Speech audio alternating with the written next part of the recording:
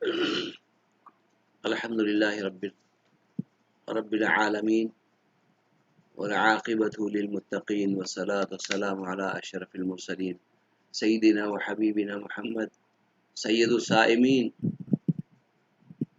وصلوات ربي وسلامه عليه وعلى آله وأصحابه أجمعين إلى يوم الدين. قال الله سبحانه وتعالى: شهر رمضان الذي أنزل فيه القرآن هدى للناس وبينات من الهدى والفرقان. وقال الله سبحانه وتعالى: ظهر الفساد في البر والبحر بما كسبت أيدي الناس. حضرات، اللہ سبحانہ تعالیٰ کا ارشاد ہے کہ رمضان المبارک میں ہم نے قرآن کریم کو نازل فرمایا، اور یہ اس میں روشن دلیلیں ہیں اور ہدایت ہے سارے لوگوں کے، سارے انسانوں کے لیے۔ قرآن کریم میں ایک اور آیت میں اللہ تعالیٰ فرماتے ہیں کہ بر اور بحر میں فساد پھیل گیا جو لوگوں کے اپنے ہاتھوں سے کمایا ہوا ہے۔ آج کا یہ مبارک مہینہ جس میں ہم سانس لے رہے ہیں، یقیناً اللہ سبحانہ تعالیٰ کا یہ فضل اور انعام ہے، لیکن آج اس مبارک مہینے کے فضل کو اور فضائل کو حاصل کرنے کے لیے ہمیں اللہ رب العزت کے ساتھ، ہمیں انتہائی گریزاری کے ساتھ، تضرع اور آہ و بکا کے ساتھ ہمیں اپنے گناہوں کی معافی مانگنی ہوگی، اور ہر طرح کے وساوس اور وہم اور خوف سے اپنے آپ کو خالی کرنا ہوگا، اور صرف اللہ سبحانہ تعالیٰ کے مقدر پر، اللہ نے جو ہمارے لیے مقدر کیا اس پر یقین رکھنا ہے، اور تضرع اور گریزاری کے ساتھ اللہ رب العزت سے اپنے گناہوں کی معافی مانگنی ہے۔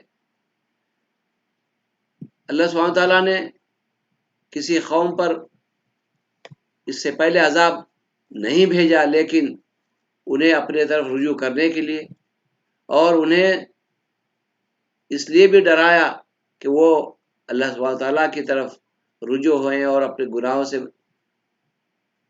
توبہ کریں، اور اللہ سبحانہ تعالیٰ کی قدرت اور اس پر ایمان اور یقین رکھیں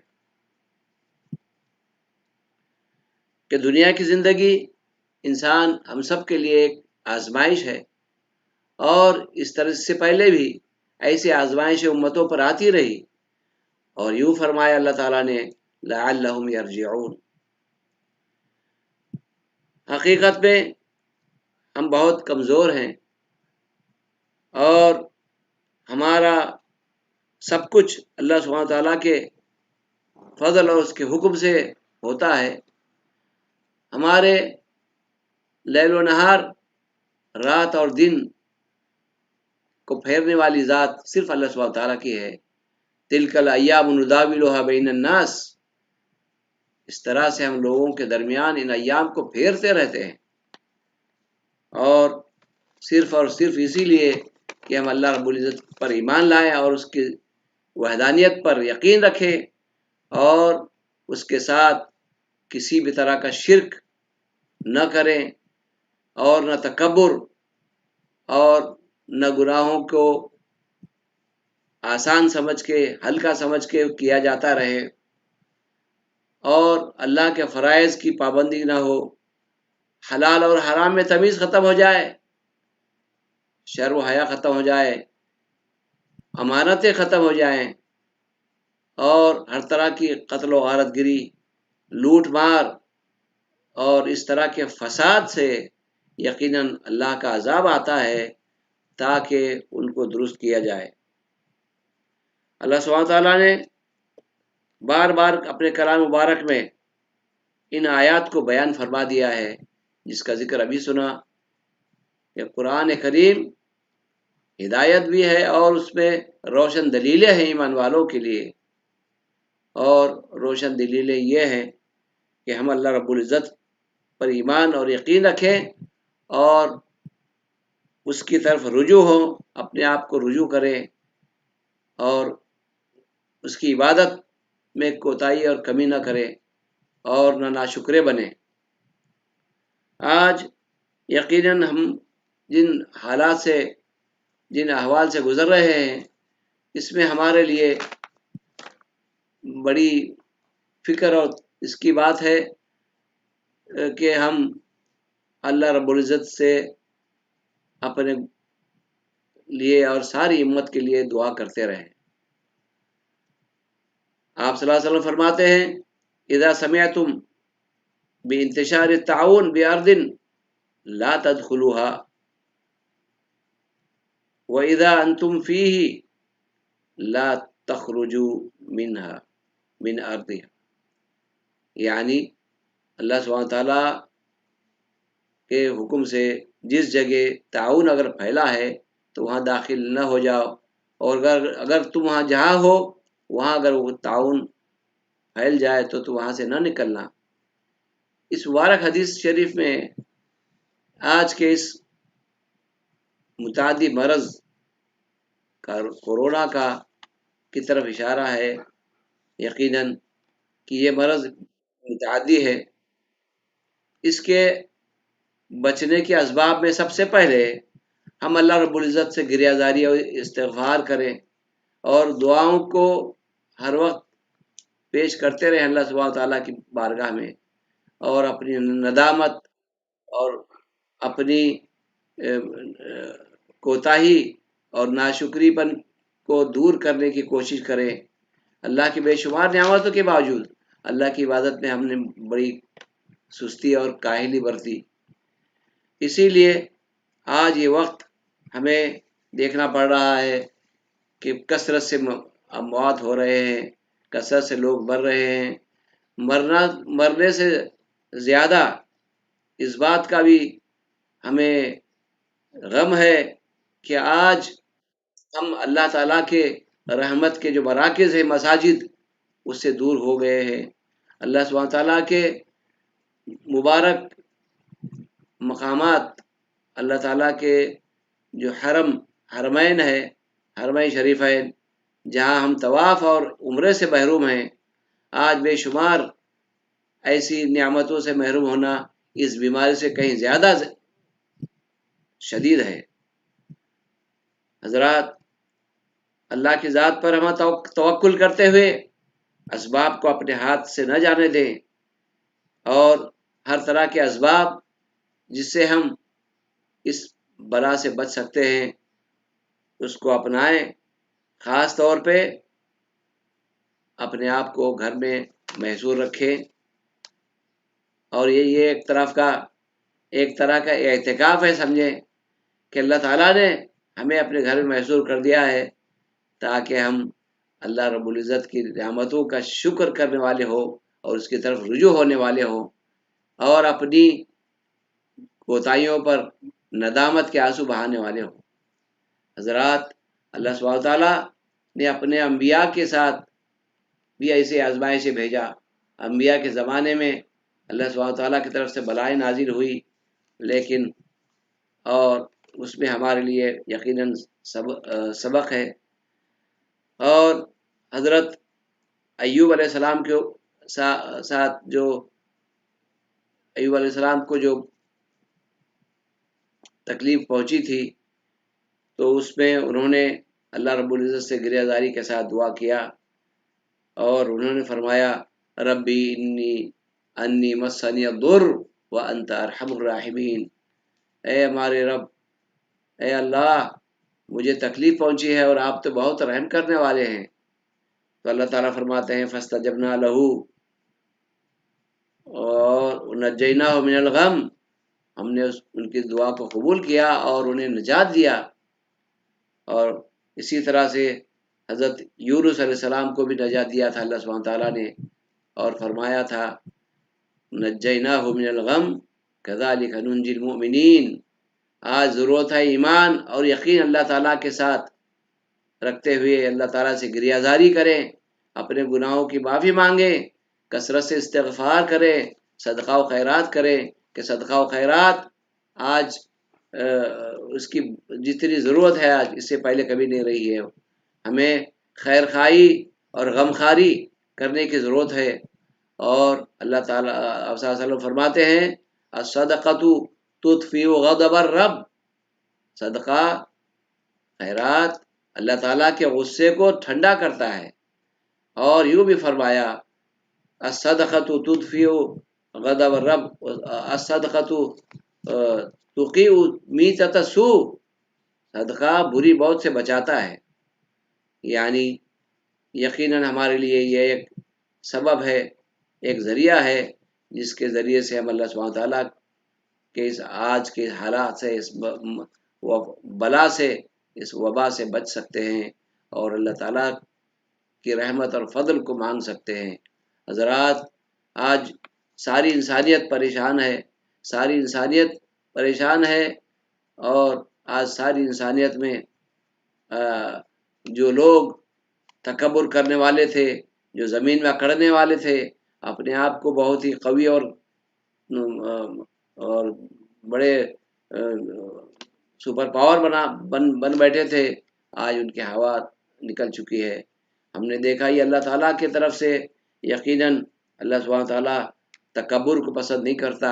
اور یوں بھی آتا ہے حدیث قدسی میں کہ الکبریاء ردائی فمن نازعنی فقد آذنتہ بالحرب، او کما قال صلی اللہ علیہ وسلم، کہ تکبر کبریائی اور بڑائی میری چادر ہے، جس نے اس میں مجھ سے نزاع کیا میں اسے کبہ فی النار، دو جہنم میں جھونک دوں گا. اور اس طرح کا جملہ ہے. اللہ سبحانہ تعالیٰ کو تکبر بالکل پسند نہیں ہے.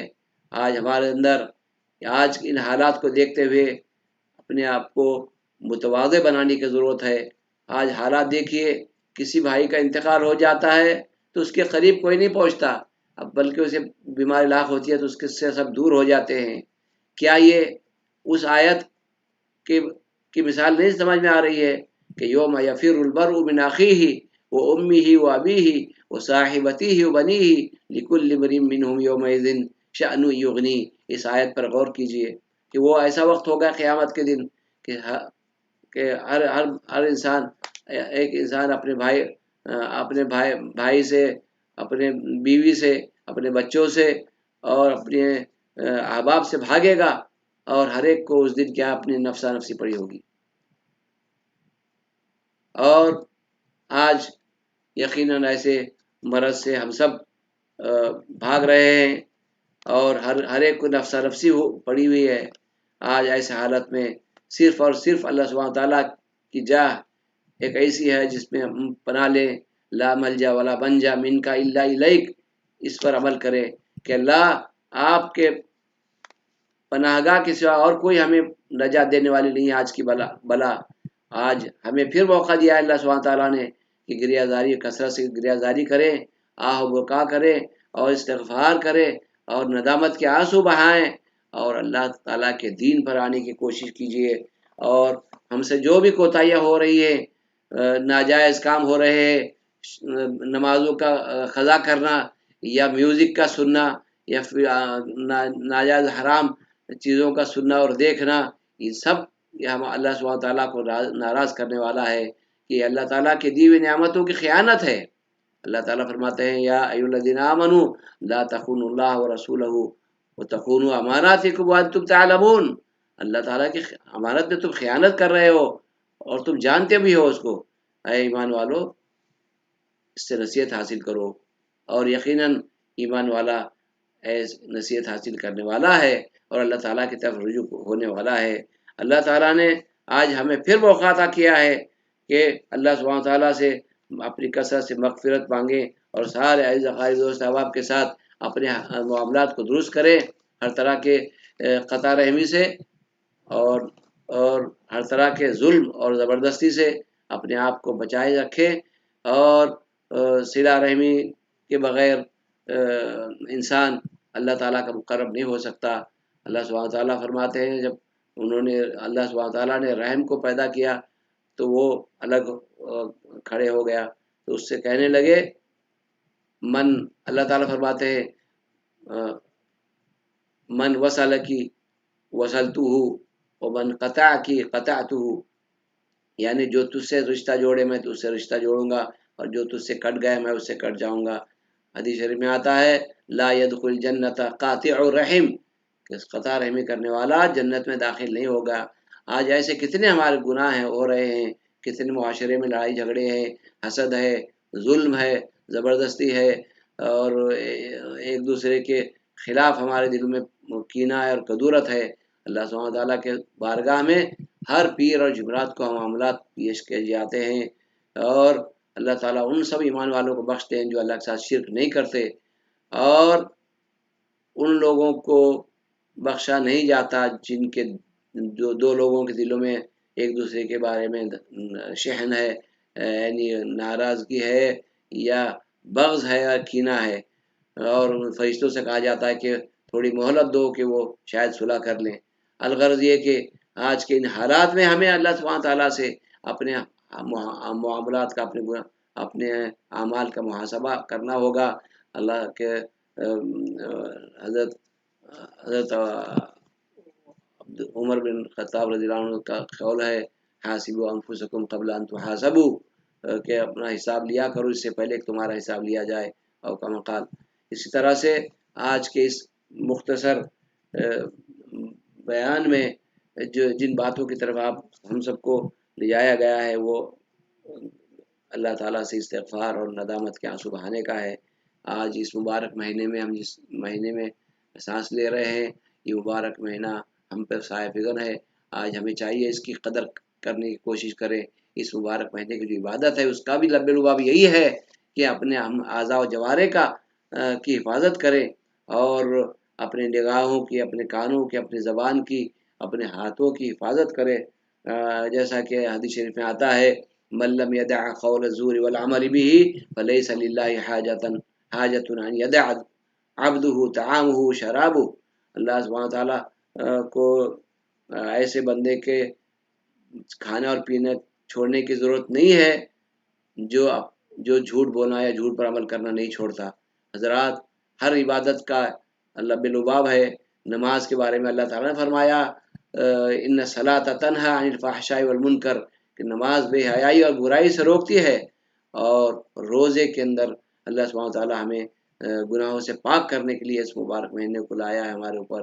آج اس کی قدر کرنی چاہیے، اور روزے کی حالت میں کسی کو سب و شتم کرنا، جھوٹ بولنا، غیبت کرنا، اس طرح کے سارے گناہوں سے ہمیں بچنا ضروری ہے، کہ اس کے بغیر ہمارے روزے کا ہمیں اجر ثواب نہیں ملنے والا ہے۔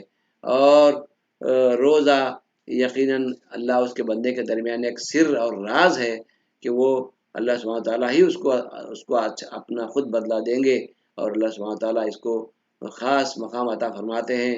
اور روزہ یقیناً بہت مبارک عبادت ہے، اور اس مبارک مہینے میں کثرت سے قرآن کریم کی تلاوت کا کرنا ہمارے لیے بہت ضروری ہے۔ قرآن کریم کی تلاوت تدبر کے ساتھ، غور فکر کے ساتھ، اس کے معنوں کو پر غور کرتے ہوئے، اس کے نصیحتوں پر عمل کرنے کی عزم کرتے ہوئے ہمیں تلاوت کرنی چاہیے۔ قرآن کریم کی تلاوت سے بے شمار ہمیں نیکیاں ملتے ہیں، ساتھ ساتھ کل قیامت کے دن ایسا بندہ جو قرآن کریم کی کثرت سے تلاوت کرتا ہے، اس پر عمل کرتا ہے، اللہ سبحانہ تعالیٰ قرآن کریم کی شفاعت اس دن قبول کریں گے۔ قرآن کریم شفاعت کرے گا ان کی، ایسے بندے کی جو اللہ کے کلام کو رات میں نیند چھوڑ کے سنتا ہے اور دن میں اس کی کثرت سے تلاوت کرتا ہے۔ یقیناً روزہ اور قرآن اس بندے کی شفاعت کریں گے اللہ کے حکم سے، اور ان کی شفاعت قبول کی جائے گی۔ آج اس مبارک مہینے کو ہم غنیمت سمجھتے ہوئے گھر میں بیٹھے ہوئے ہیں، کثرت سے نیک اعمال کی حرص رکھیں، لہو لعب سے بچیں، ناجائز حرام چیزوں کو دیکھنے، کانوں سے سننے اور بولنے سے بچنے کی کوشش کرتے رہیں۔ اور اللہ نے آج پھر موقع میں عطا کیا ہے، اللہ تعالیٰ سے دعا کرتے ہیں کہ مبارک مہینے کے فضائل کی قدر کرنے کی ہمیں توفیق فرمائے، اور اس توفیق کے ساتھ ساتھ اللہ سبحانہ تعالیٰ اس بلا کو ہم سے ٹالے، ساری امت سے اس بلا کو ہٹا دے۔ اللہ تعالیٰ یقیناً اپنے بندوں کے استغفار کو قبول فرماتے ہیں. ان اللہ یحب التوابین و یحب المستغفرین. اللہ تعالیٰ توبہ کرنے والوں کو اور توبہ استغفار کرنے والوں کو پسند فرماتے ہیں. آپ صلی اللہ علیہ وسلم نے فرمایا کل ابن آدم خطاء وخیر الخطائین التوابون. تم میں سے ابن آدم میں ہر کوئی گنہگار ہے، پر بہترین گناہ کرنے والا وہ ہے جو کثرت سے اللہ کی طرف توبہ کرتا ہے، اپنے آپ کو رجوع رکھتا ہے. اللہ تعالیٰ سے دعا کرتے ہیں اللہ سبحانہ تعالیٰ ہم سے اس بلا اور مصیبت کو ٹالے. اللہم ادفع عنا الغلا والوبا والوبا والربا والزنا وزلازل المحن وسوء الفتن ما ظهر منها وما بطن. اللهم يا حي يا قيوم يا ارحم الراحمين لا تحرمنا من فضل هذا الشهر الكريم. اللهم لا تحرمنا يا الله من الطواف والعمرة يا رب العرش العظيم. اللهم احفظ الإسلام والمسلمين وبلاد المسلمين إنك على كل شيء قدير. اللهم يا أرحم الراحمين ردنا إليك ردا جميلا. اللهم ردنا إليك ردا جميلا. اللهم ردنا إليك ردا جميلا واغفر لنا وارحمنا عافنا واعف عنا إلى غيرك لا تكلنا.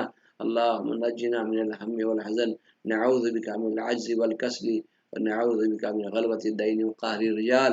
اللهم يا الله إنا نعوذ بك من البرص والجذام والجنون وسيء الأسقام. نعوذ بك يا الله من زوال نعمتك وتحول عافيتك وفجاءة نقمتك وجميع سخطك يا أكرم الأكرمين. اللهم نفس كرب المكروبين من المؤمنين فرج هم المهمومين من المؤمنين اشف مرضانا ومرضى المسلمين وارحم موتانا وموتى المسلمين.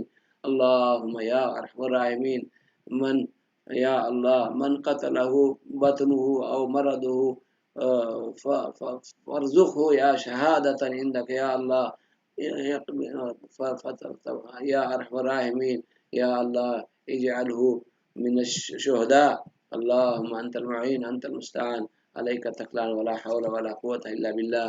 وصلى الله على سيدنا حبيبنا محمد وعلى آله وأصحابه أجمعين. سبحان ربك رب العزة عما يصفون وسلام على المرسلين والحمد لله رب العالمين.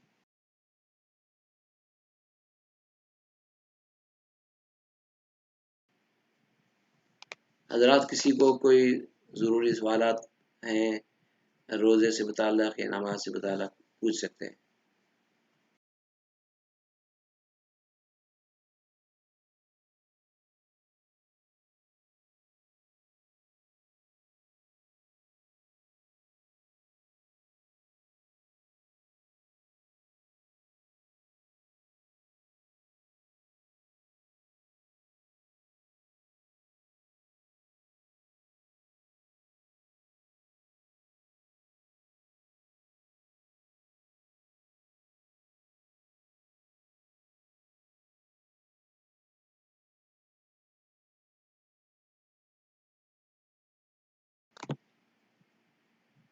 ایک سوال آیا ہے. سوال یہ ہے کہ تراویح گھر میں جو تراویح پڑھی جائے گی تلاوت، تو اس میں جو تلاوت ہوگی قرآن کی، اس میں جو کوئی اگر دیکھ کے تلاوت کرنا چاہتا ہے اس کا کیا معاملہ ہے؟ تلاوت دیکھ کے قرآن کریم کی نمازوں میں کرنا میں ائمہ کا اختلاف ہے. امام ابو حنیفہ رحمۃ اللہ کے پاس جائز نہیں ہے، البتہ دیگر ائمہ نے اس کی اجازت دی ہے کہ بہت سارے صحابہ کرام کو بھی قرآن کریم یاد نہیں تھا تو نمازوں میں پڑھتے تھے. اللہ اعلیٰ وعلم، جائز ہے پڑھنا. دیکھ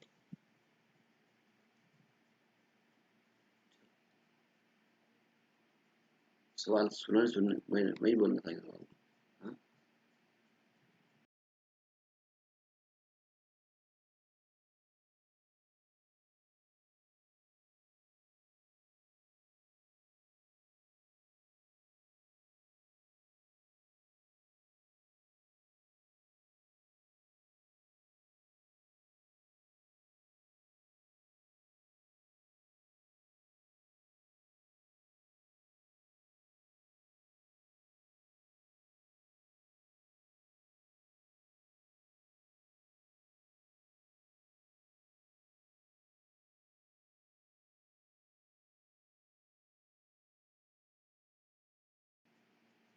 سوال یہ ہے کہ گھر میں جب تراویح ہوگی تو عورتیں شامل ہو سکتی ہیں جماعت میں؟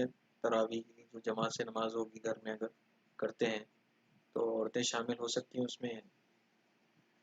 بھائی نے پوچھا کہ تراویح جو گھر میں پڑھی جاتی ہے اس میں کیا خواتین شریک ہو سکتی ہیں؟ کیوں نہیں، ضرور ہو سکتی ہیں۔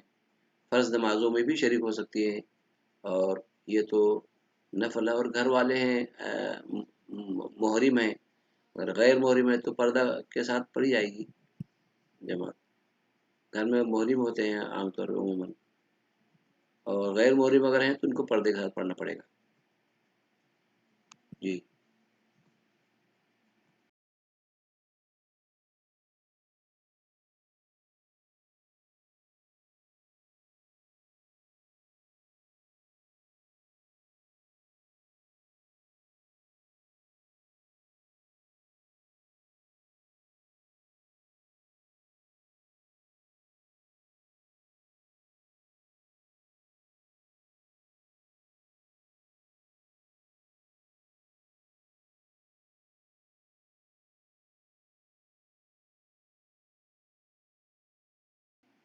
سوال یہ ہے کہ صرف اگر ایک مرد اور ایک عورت، یعنی کہ جیسے میاں بیوی ہے، صرف میاں اور بیوی ہے، تو وہ لوگ کس طریقے سے جماعت کریں گے اور جماعت ہو سکتی ہے کیا؟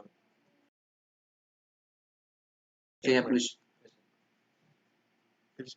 ایک مرد اور عورت یعنی میاں بیوی ہیں تو کیا جماعت سے نماز پڑھ سکتے ہیں، پوچھ رہے ہیں؟ یقیناً کیوں نہیں پڑھ سکتے، لیکن بیوی لیفٹ سائڈ میں اور پیچھے ہوگی، اور اس طرح سے جماعت پڑھی جا سکتی ہے جماعت کی نیت سے۔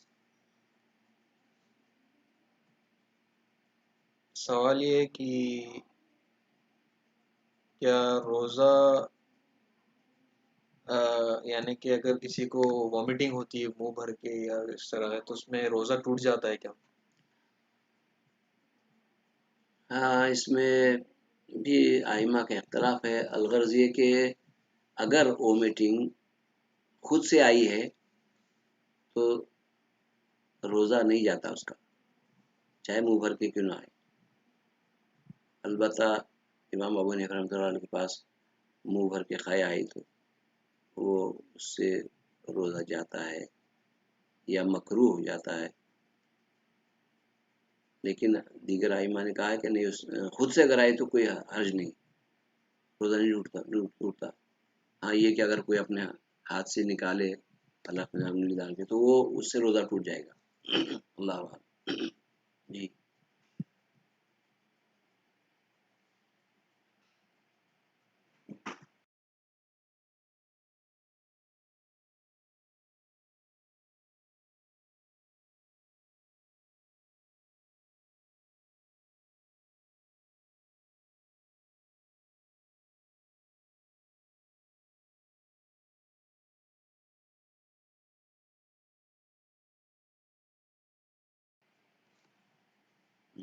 تہجد کا رمضان میں افضل وقت، تہجد نماز پڑھنے کا کون سا افضل وقت ہے؟ سوال یہ۔ تہجد کی نماز تیسرے پہر میں پڑھی جاتی ہے، ویسے آدھی رات گزرنے کے بعد سے بھی تہجد کا وقت شروع ہو جاتا ہے، جیسا کہ حرمین شریفین میں پڑھائی جاتی ہے قیام اللیل، وہ تہجد ہی کہلاتی ہے۔ وہ فجر کے اذان سے پہلے تک رہتا ہے وقت، اس میں پڑھی جاتی ہے۔ جی۔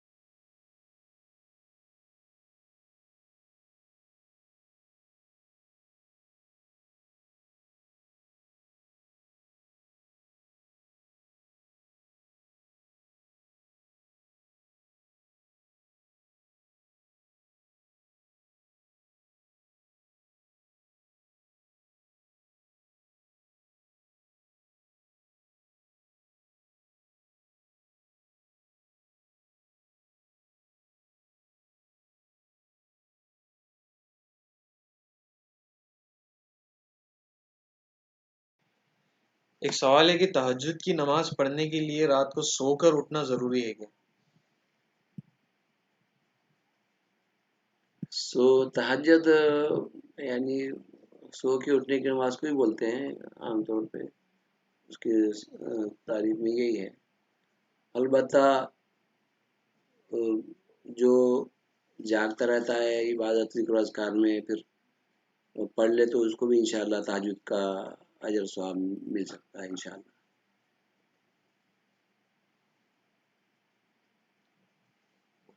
بس ختم۔ اللہ تعالیٰ سے دعا کرتے اللہ سبحانہ تعالیٰ میں جو کچھ ہم خیر کی بات سنے ہیں اس پر عمل کرنے کی توفیق عطا فرمائے۔ وصلی اللہ علیہ سیدنا محمد وآلہ وصحبہ وسلم۔